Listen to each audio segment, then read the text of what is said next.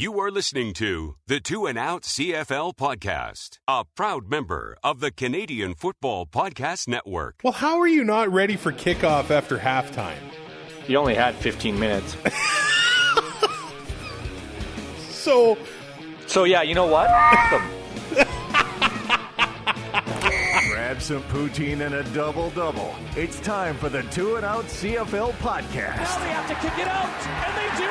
Every week, Travis Currah. Does anybody still care about this podcast? And Brazilian Ty. Hunters are people too. Talk fantasy football, bring you the latest in CFL news, and sprinkle in a little bit of nonsense. Are you kidding? This is unbelievable! Ready, set, hunt! And we are a part of the Alberta Podcast Network, locally grown, community supported. I'm Travis Currah, Brazilian Ty joining me, and I wanted to run this by you, Ty. I don't know if you saw this. Earlier this week, Arby's revealing that they're coming out with 2 flavors of vodka. One, the crinkle cut fry vodka, and the other... So just regular vodka, because that's just potatoes. And the other one, the curly fry vodka. It is actually supposed to taste like them. I don't trust it. What do you mix that with? Ketchup? If you're a psychopath? Arby's sauce? Oh, now we're talking. Oh, man. I don't know. I can't wrap my head around it. I've been trying. Vodka doesn't treat me very well, so I won't be going anywhere near it. But okay, good call. I mean, the curly fries don't sound terrible.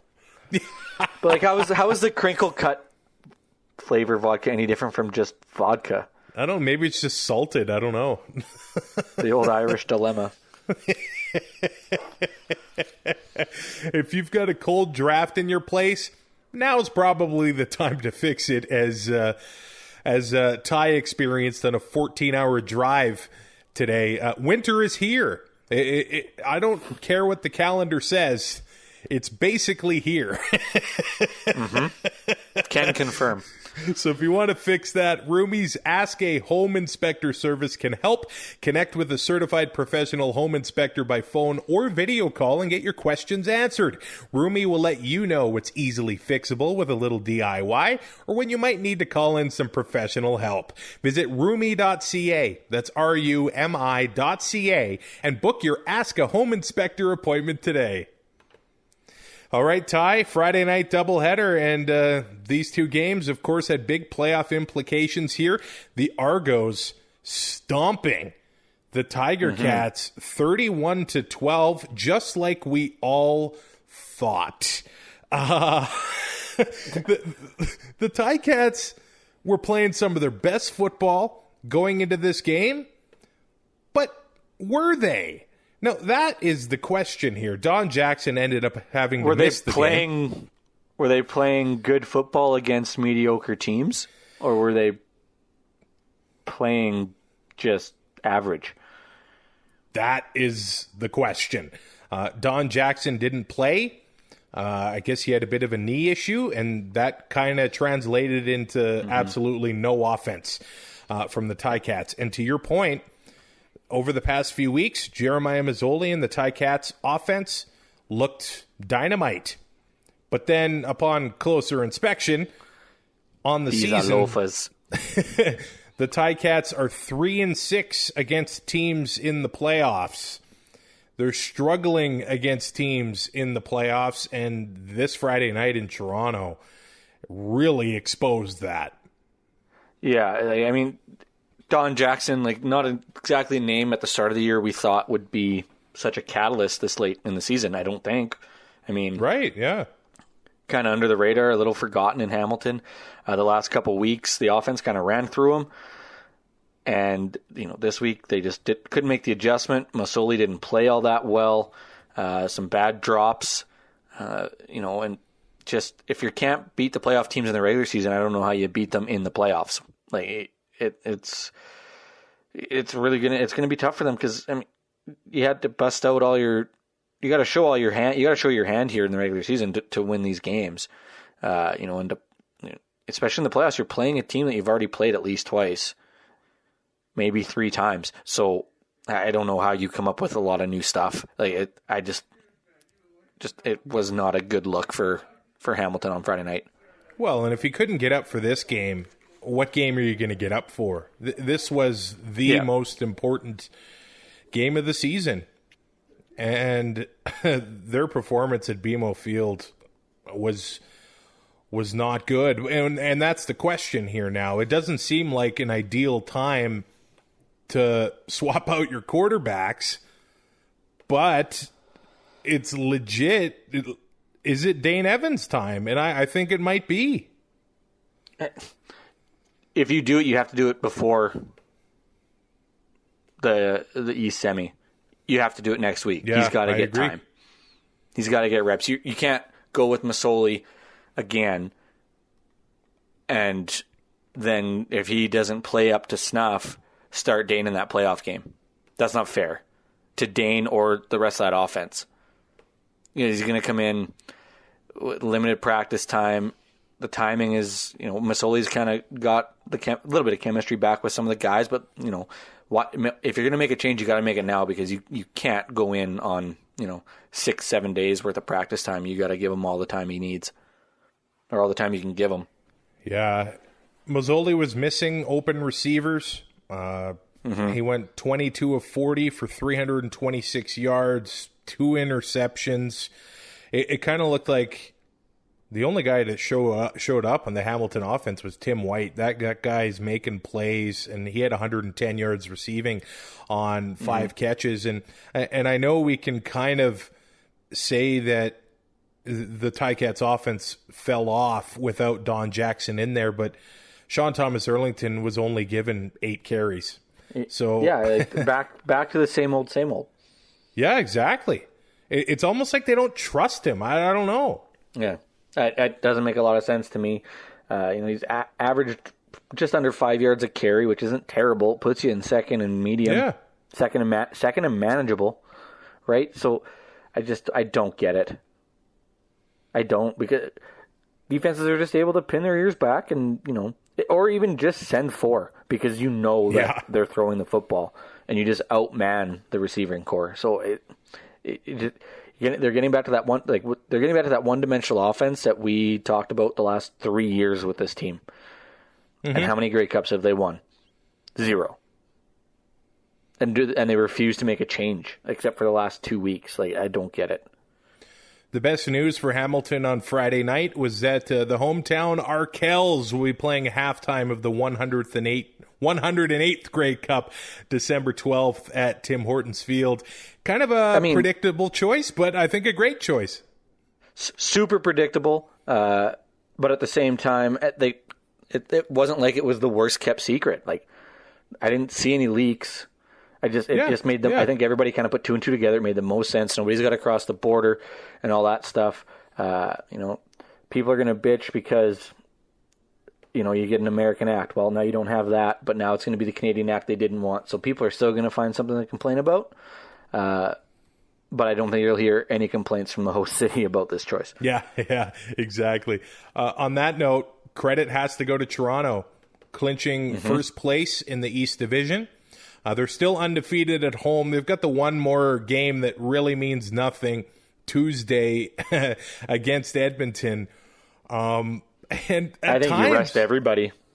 Might as well. I mean, at times it's been ugly for Toronto, but they got 9 wins. So why play your guys 3 days after you just clinched home field? And instead of giving them, I would just give them a bye week. Why not? Well. The undefeated home doesn't mean a thing. So, so get that out of the way before the East final. And a great moment for that franchise. The new logo. It's the first time they've been first in the East Division by my count since 2007. So, oh my God. Good for the Argos. It did seem like they had a very spirited group at BMO Field, and when you go on the Ticketmaster map the night before, sometimes it almost looks like they're trying to make it so the Argos don't sell tickets. Like, they've got the social distancing pods set up. It looked like there were about 100 tickets left, but that's all you could buy on Ticketmaster. Yeah. That being said, they're starting the process to sell tickets for the East Final.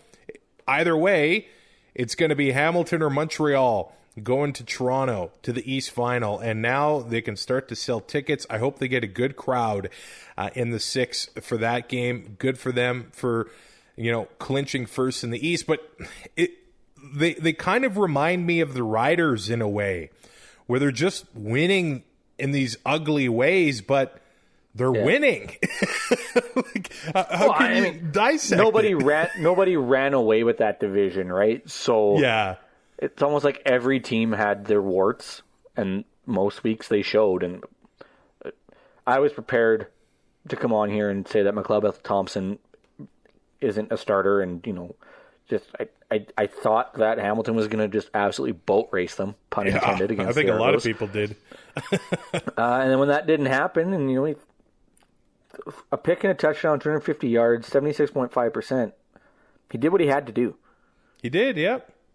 Right, and this Hamilton team played like absolute garbage, so he didn't have to do much. The run defense for Hamilton was good. DJ Foster had 18 carries for 47 yards. Like they just could not get the run game going against the Ticats defense. And then MBT did what he had to do. A beautiful move, a touchdown. Curly Gittens Jr., 7 catches, 72 yards. He might be the MOC coming out of the East Division. He's been a good find for the Argos. I'm trying to think of another guy who's, in that, especially in that East Division. Like I don't think you can name any. But you can't put up Sean Thomas Arlington because they don't use him. Right, Montreal. I mean, I don't think anybody there comes close for MOC. And then Ottawa, I mean, I guess, I don't know. Curly Gittens has been good. Yeah, I think that might be, he probably is the front runner. You're right. Man, that's really, he's got over 600 receiving yards, 4 touchdowns on the season.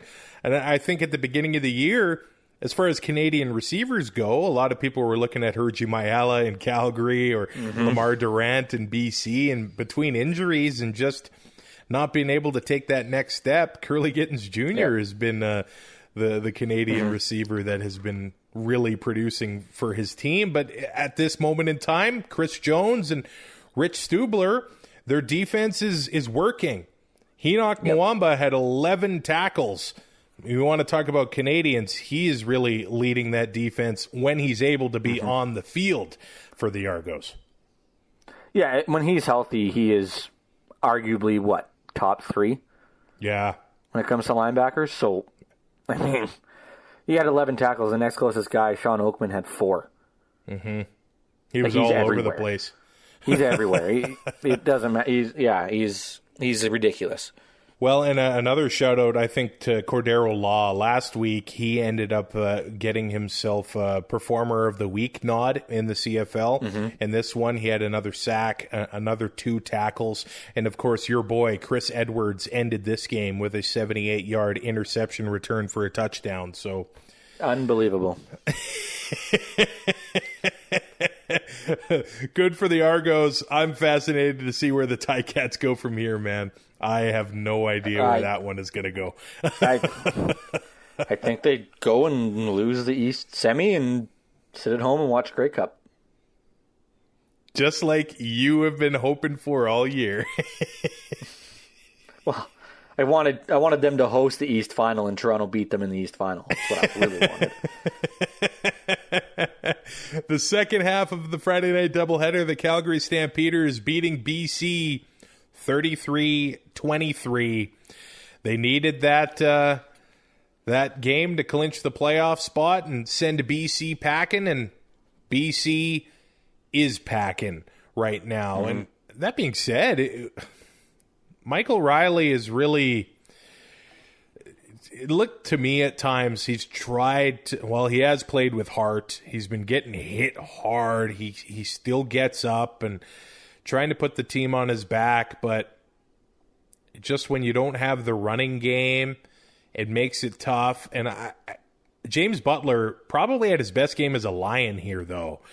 And it kept the game close, I think, against the Stamps for much of the game. Right up until, the fourth quarter, James Butler had 11 carries for 89 yards. He also had 7 catches for 36 yards. Yeah, over 8 yards a carry. Probably should have given him the ball a little bit more. But Mike O'Reilly, over 80% completion. He had the touchdown, 340 yards. I don't know what else the guy could have done.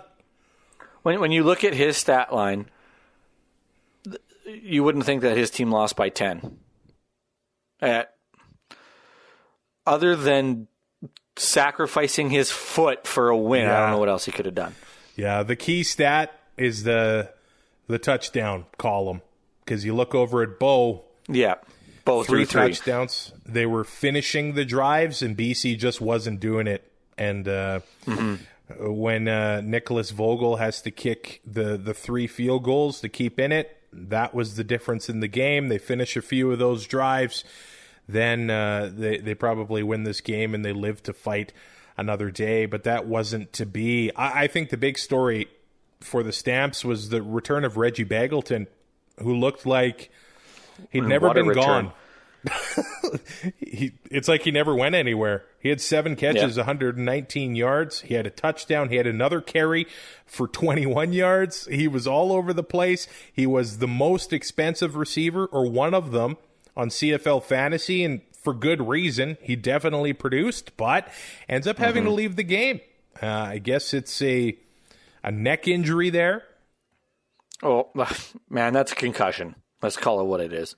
Yeah, well, that's what Dave Dickinson said, and you can't really believe what the coaches say, but it looked like they were trying to see, do the old, the time watch back and forth, follow it. Hey, how you doing? What's your name? Where are you? His head bounced off the It did. It was real bad. Hopefully he's okay. I'm guessing they'll give him this week against Winnipeg off to have him ready for Saskatchewan in the West semifinal.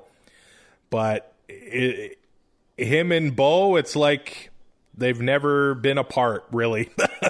And I mean, Bo, because where was Begelton, in Chicago? Green Bay, I think. Oh, because I was going to say, if he was in Chicago, Bo was better than any quarterback they've had on that roster in the last 5 years. And Bo was definitely better than Jordan Love. Yeah, that's true. But with Begelton in there, he gives more room for Kamar Jordan to fly around, more room for Markeith Ambles to do his thing. Jordan ended up having 71 yards receiving himself, and Kadeem Carey had 15 carries for 85 yards and a touchdown. So it seemed like this is the performance that Stamps fans have been waiting to see from their offense, and maybe Begelton was just that missing piece. They put up 33 points, and they were finishing drives. That being like, BC controlled the ball, and they had the ball for over 30 minutes. I have to look at the drive chart here. There was a drive in this game that was 8 minutes or 9 minutes. Yeah, and That's an NFL drive. That doesn't really happen in the CFL. BC, here it is. Not usually. 14 plays, 91 yards, 6:54 off the clock. Wow. That is a big one that ended with a Javon Catoy touchdown there. Yeah, and if you have a drive like that, it has to end in a touchdown. Yeah, absolutely. Absolutely. Right. And I think the whole team knew that going in, or when they were into the red zone, that if they were going to settle for a field goal, I think that Calgary probably just is gone. Like, BC would be so deflated. Not that they weren't super deflated after a certain rookie took 2 terrible penalties on a punt return, but ooh, and that was it in the fourth quarter, and that's why BC's not in the playoffs and Calgary is, because they don't make silly mistakes like that. Lucky Whitehead has an 85-yard touchdown return called back due to penalty. At that point, BC would have had a 29-26 lead. But when that return happens and it gets called back due to penalty, you kind of knew that, well, BC Place has something to do with penalties coming back or returns coming back. Yeah. I mean, in 2014, that penalty was completely unnecessary. Yeah, absolutely. I think we're all in agreement with this or with that. I'm not sure why you drag a guy down and think you're not going to get caught. Yeah. And the tourist hit, like, how many times does that have to be called before guys know they can't do it? Mm-hmm. Like, it's been in the blind side, tourist hit, whatever you want to call it, coming back towards your own end zone. Everybody knows, you know, it's just stupid. I feel for that kid because, I mean, I don't want to say that cost the BC Lions the game because, you know, they had other chances to score points and didn't. Yeah. But, I mean, the timing of that is just the worst possible timing. So the BC Lions in 2019 go 5-13. They were 0-10 against the West. Yeah, absolutely brutal. Now this year, 4-9, 1-7 against the West, and I believe the game they won was the one they improved. That the game they won was in Calgary when Bo was playing with a broken leg, wasn't it? I think so. Yep. So the hype of Riley going to BC, paying him all that money, and you have one win over a West team through 2 seasons. And, you know, I don't blame Mike Riley for that, though. Like, I mean, yeah, your that's career's true. only so long. Take all the money you can when you can, but realize that all the money that you just got paid means you're gonna get lit up every week. And then maybe he's feeling the pressure as well, putting it all on his back, which I get. They only had 1 win at home this year. Can it be another offseason of changes? I've seen a lot of people kind of questioning Rick Campbell's coaching. I don't think you go into another season with another new coach. No, and especially with the football ops cap. Now that Dom Rhymes came in towards the end of the season, it looks like he finally started to produce, and the Lions had 3 legitimate receivers to throw to. Going into 2022, I love Mike Riley, but the only way this team succeeds is without him. Interesting point, man. Right? You want to pay $750,000 for a quarterback that you can't keep upright? Yeah. Or do you want a quarterback, like, just for example, Nick Arbuckle, whatever, making half that money, and you can build an offensive line around him? Yeah. Less than half. It's a lot of cash. Like, it's that's the biggest issue, and you see it in the NHL too with teams. Like, look at the Leafs. In next year, they don't have money to pay anybody. That's 2 like stud all-star offensive linemen that. Yep. I mean that the savings between an Arbuckle and a Riley, and I know Riley's more proven. I get that. But going into next year, I mean, what do the Lions do? This season, there was a lot of new faces on the defense. Basically, that entire defensive line was new to the CFL. Early in the season, they were performing well. They had interceptions from the secondary.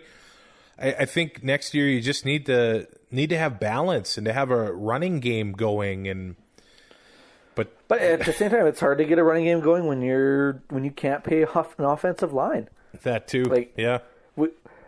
How many times have we brought it up in the last 2 years with this team that, you know, or with almost who's the best example? Winnipeg. Yep.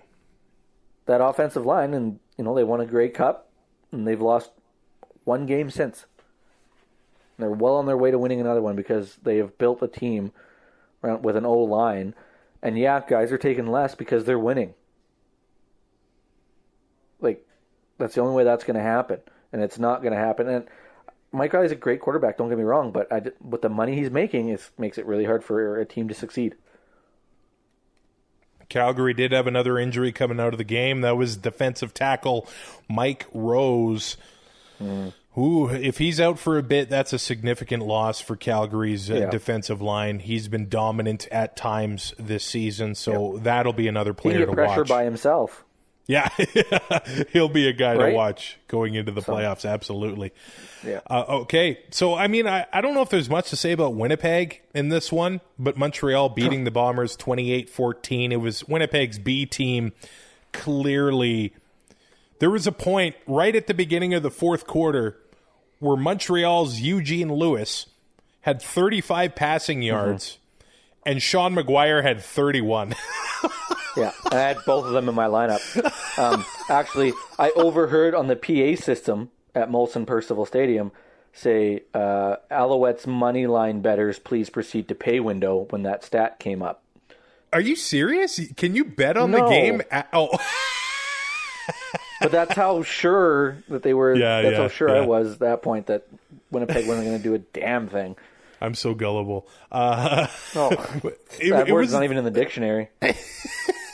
It was the very next drive where I think McGuire tripled his passing total on 2 passes or something like that. But you just look at the time of possession in this one. Montreal, 39 minutes and 14 seconds. Yeah. They just beat him up. Yeah, they did. And I mean, it's not really exactly that what everybody surprising. expected. Yeah. It's not that surprising. But 2 weeks in a row, Reggie White Jr. a touchdown, and he's $2,500 on CFL Fantasy. He's probably going to go up to 3,000, maybe a little bit more now. Yeah. But that Eugene Lewis, man, and then they'll sit him. It's almost like with the change at quarterback, they aren't looking as much to touchdown Jake, and Eugene Lewis has been stepping up here. 6 catches, 51 yards, 2 touchdowns. Welcome back to the CFL, Winston Rose. And I know he was tweeting I got to be better. But, man, when you're trying to cover that guy. Good luck. Yeah, Trevor Harris was only throwing it to where Lewis could get it on those touchdowns. And they were good plays. That second touchdown was stupid. Yeah. Harris, 18 of 25, 3 touchdowns, 144 yards. He can't be the Zach Collaros of 2019, can he? But at the same time, Montreal feels Montreal feels like the team in the East, especially as the weather gets colder and they've got that weapon called William Stanback. Maybe the team I want to avoid the most. Yeah, I think so. Hamilton, I don't think they scare anybody right now. Their defensive line is good, sure, but everywhere else just weak. Toronto on paper, I mean, if everybody's healthy, yeah. But right now the Owls are clicking. You got one of the best backs in the league who runs at contact. Yeah. And when it's -10, -15, I don't see a lot of guys wanting to get in front of that. They will because they get paid to, but it's going to suck, and they're just going to be able to beat defensive down. Their defense is down. Their own defense has been playing phenomenal. They've really come together in the last little while. Yeah. Yeah, they've turned it on. The return game could use a little work, as we saw in the opening kickoff. But other than that, I mean, right now they're probably the team to beat in the East, and they're not hosting the East Final.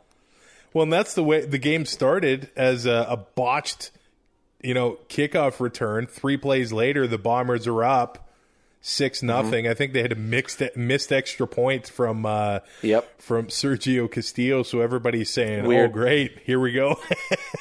Yeah. Being said, Winnipeg fans couldn't have been that excited. It's like you don't really think. Yeah, I don't know why they didn't give Justin Medlock $20,000 to come back for 4 weeks or whatever. Yeah, prorated. Oh, but that being said, Winnipeg's return game was dreadful as well. Shaq Cooper, Yeah.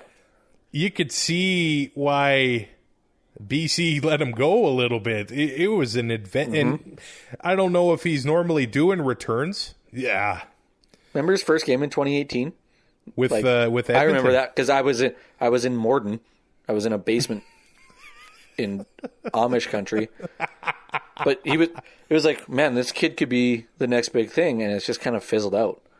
Yeah, maybe he's not a returner per se, and he's better doing the back work. But man, it was just not good. Sean McGuire throwing 4 interceptions, goes 11 of 26, 149 yards. At the beginning of the year, I kind of thought that Winnipeg would be able to survive just with the way the system is, the offensive line, the running backs they have, the defense they have. If Zach Collaros goes down, now Chris I'm Trevor not so ain't sure. coming back. Well, now I'm not so sure. No, I think it's pretty obvious that they can't. And it's hard to say. I mean, McGuire had a week. Yeah. It's his first start. He doesn't have a lot of time with the ones, and maybe it's hard when you're trying to go back to back to get your backup looks. But other than the short yardage and the rushing touchdowns on the sneaks, but if Collaros gets hurt next week, I think everybody's going to be yelling that Mike O'Shea shouldn't have played him.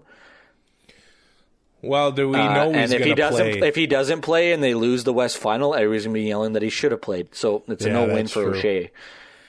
That's true. It'll be because if he doesn't play, that's basically 4 weeks of no game action until the West Final. So we'll see how that goes. The last game of the week, the Riders and the Elks. Like, what an adventure at Mosaic Stadium. Like, I don't know. Like, I brought it up with Toronto. Saskatchewan's got 4 wins in a row, 3 of them on the road. But the way this team is winning games, I have zero faith in them. Well, so a 29-24 win over Edmonton here. It doesn't look promising with Calgary coming to town in 2 weeks. Nope. Man. I said it in our group chat that I really feel like this Rider season is kind of a sham. It's like when you're walking down the street and the guy's got those 3 cards and you got to find the ace, but you never win because it's a scam. Mm-hmm. Like, this is what Saskatchewan's winning games, but I mean, they're not. Like, I just don't see them as that being that good. It's almost like they're winning in spite of themselves. Fajardo just kind of puts together this sort of defining drive in the fourth quarter. Yeah. And it's like the fourth quarter comes and he does what he needs to do. He wasn't bad in this one. There was an interception that had to come back on a pass interference that probably wasn't. Not probably, wasn't. at the end of the game. There was another interception thrown, but he had 3 touchdowns, 71.9% completion percentage. He had 22 rushing yards. I mean, he did what he had to do. And I mean, through the first half, Duke Williams, I think it was something like 115 yards receiving in the first half. The rest of the receiving core had 24. So it was all Duke Williams. And then he ends up getting hurt in the second half, and Rider Nation has a collective gasp. Who's going to recover the onside kicks? Well, exactly. And then 5 plays later, he's running out there like nothing happened. And I've heard a couple former players kind of bite their tongue on this because they're like, wait a sec, you put on that much of a show and then 5 minutes later you were good to go? Hey, I've done that and then scored on the power play. It's not that bad. Like, if my knee bent that way, I'd probably be on the 6-game injured list as well. So yeah, that's fair. I'm thinking they're probably going to not play him against Calgary, but Fajardo clearly had some nice chemistry with Duke Williams, and he's been the pickup of the season for them. Yeah, he had 110 yards more than the second leading receiver for the Riders, who was William Powell. Wow. Wow. There is no way that Edmonton should have had a chance to win this game on their last drive. Right. If Saskatchewan's this good as everybody thinks they are, and sitting number 2 in the power rankings, bull crap, there is no way this game should have been what it was. And I just don't trust this team whatsoever. Well, the Riders had, I see the game as opportunities. It was early in the game where the Saskatchewan went to punt and Edmonton had too many men. So the drive gets extended for 2 plays and then a punt anyway. Jamal Morrow, like when you get gifted that, you have to capitalize. Yeah. One of the Riders' strengths this year has been not losing fumbles. They lead the league in that department. They've only lost 3. But Jamal Morrow, back onto the roster, he ends up fumbling on a return. But the very next one, he had an 85-yard return, got thrown out of bounds. So they were able to capitalize on that one. So he redeemed himself a little bit there. Jalen Tolliver with the touchdown there. And speaking of Edmonton, we got to give them credit too. Because Tolliver had 2 touchdowns, 5 catches, 98 yards. Taylor Cornelius, 3 touchdown passes. He had the interception, but 20 for 30, 224 yards. They get rid of the quote-unquote stars, and they're just a better team. Like this Walter Fletcher, I think they found something in this running back. He had 88 yards rushing. I don't think James Wilder Jr. was that big of a problem, other than the Twitter rants about vaccines and all that stuff. He wasn't the diva we thought he was going to be. He wasn't the problem. Maybe when you have guys like he might be a bit of a problem. Who knows, right? But I mean, it wasn't like what we saw in Toronto. Right. At least the reputation he earned himself. The reputation definitely preceded him, and it just seemed like he was a different player, and he seemed like he was the only one who gave a crap. Right, and then but like you said, the star guys, like Darrell Walker and Greg Allison did nothing all year. Like they're based I don't know what this team does. And the fact that Lozano comes out and says that Arbuckle is they're going to compete.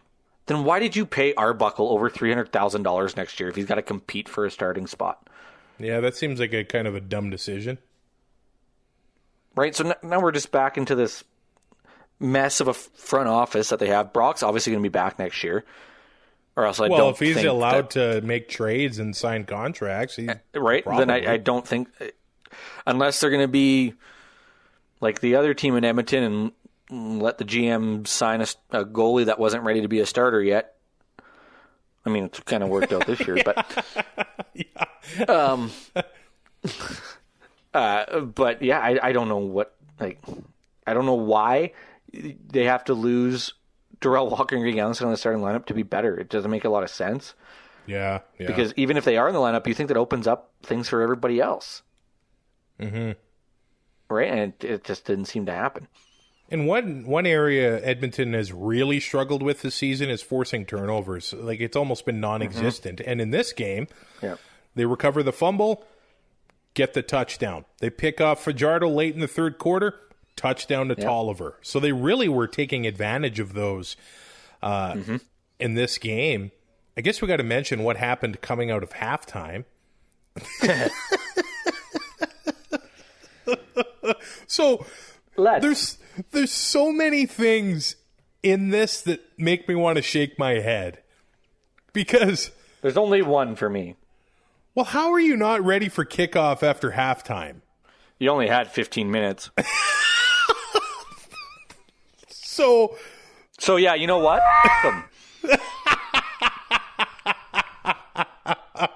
In the words of allegedly the head official, Tom Valesi, thank you, Brazilian Ty. This tweet from CFL Communications.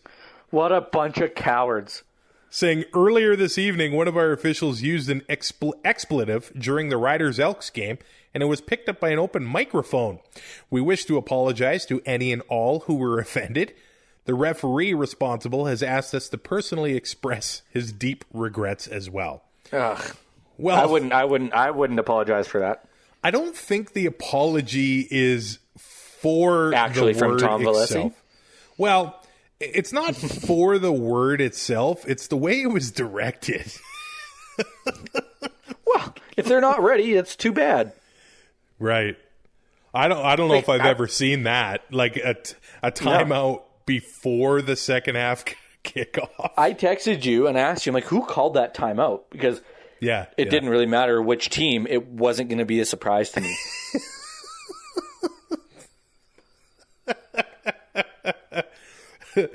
Yeah.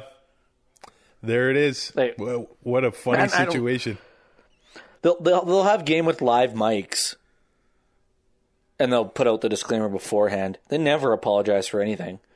Well, isn't it the funniest thing that they're not doing the mic'd up stuff anymore, but this is a better moment that had ever come out of all of that?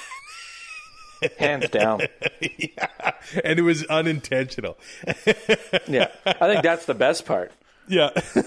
That's just like last year in the NHL when I can't remember which ref it was, but he basically got fired for telling his partner, well, I had to give him one. It was a makeup, basically admitting that they doctor games and do makeup calls. It's like, we already knew that. You didn't have to say it. But now that you said it, you're fired. Yeah. He was in his last year anyway, but the league had to save face. And it's like, man, like it was hilarious. Right? That word to us, it's not that funny. But to a 10-year-old that hears that, or to our 3-year-old or 2.5-year-old nephew that hears that. Yeah. But do you know how hard it is not to laugh at that when it comes from a 2-year-old? Like if he would have heard that, he would have repeated it instantly. Absolutely. And it would have been awesome. And I probably would have encouraged it.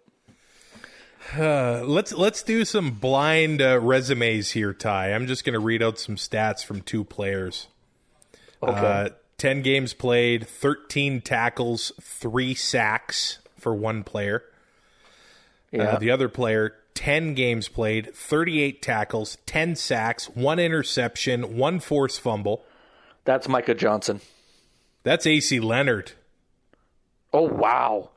And the other one, Kwaku Boateng, who was a highly hyped player.